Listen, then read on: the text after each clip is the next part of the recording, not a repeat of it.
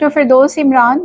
हमारा prima care medical centre बर Dubai में क़याम है और तकरीबन 23 ईयर से है। और यहाँ पे अभी हम एक पैकेज लेकर आए हैं लेबर कम्युनिटी और डिज़र्विंग फैमिली के लिए। हमारी कोशिश यही है, प्राइमा केयर सोच यही थी कि हम ऐसे लोगों के लिए काम करें कि जिससे अल्लाह भी हमसे राज़ी हो और हमारी आखिरत भी अच्छी हो।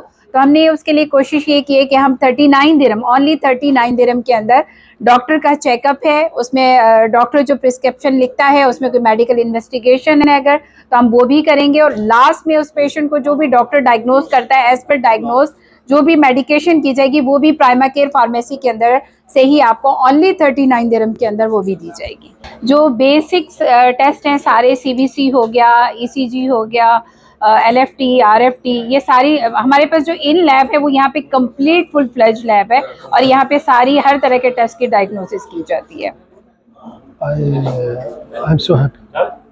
I'm so happy to collaboration with Pharmacare, with Victoria Firdaus. We have many plans between me and she to do something for community. I think it's the best offer today.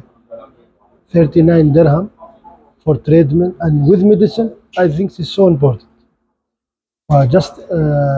We invite everyone. He want to come to check up. We give him good offer. We are keeping also always support this all community. I think it is. We are just plan this first plan. We have many things in the future. Love and respect from all.